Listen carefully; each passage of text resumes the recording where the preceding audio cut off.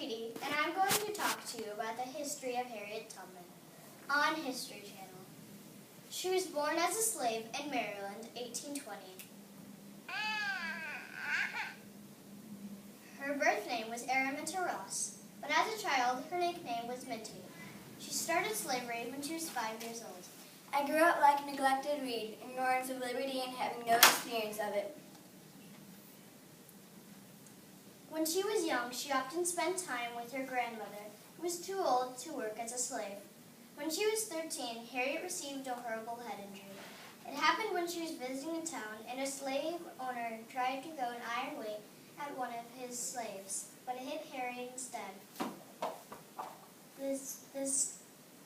The head injury nearly killed her and caused her to have dizzy spells and blackouts for the rest of her life. In 1849, Harriet decided to escape slavery. Every great dream begins with the dreamer. Always remember, you have the strength, the patience, and the passion to reach for the stars and change the world. Harriet knew she had to leave before it was too late. She secretly made her plans to escape. One night, Harriet and her 2 brothers snuck out of their cabins. Her brothers turned back because they were afraid they would be caught. Afraid but determined, Harriet set out by herself to the free northern states of Pennsylvania. I had reasoned this out in my mind. There was one of 2 things I had the right to liberty or to death. If I could not have one, I would have the other.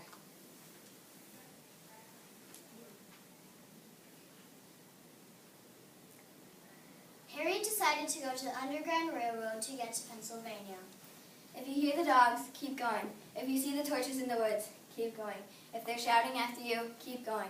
Don't ever stop. Keep going. If you want a taste of freedom, keep going.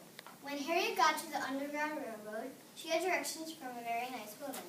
The kind woman was a part of the journey to the Underground Railroad, a network of people to save slaves from slavery. I was thirsty, tired, and very hungry. The woman gave me food and water. She told me to climb into a waiting wagon. I lay down, hidden by a burlap bag and vegetables. Then they drove me to a secret location. These kind people helped me find freedom. Then I finally arrived at Pennsylvania. Harriet loved being free. For the first time in her life, people paid her for her work. She could come and go as she pleased. But she thought about her family a lot. She missed them and wanted them to be free. She wanted them to be with her. In 1850, Harriet decided to go back and free other slaves, and she made several trips to Maryland over the next few years.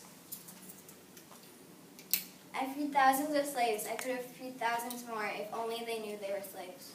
Runaways did what they could to trick people who hunted them. Slave hunters often tracked slaves with dogs.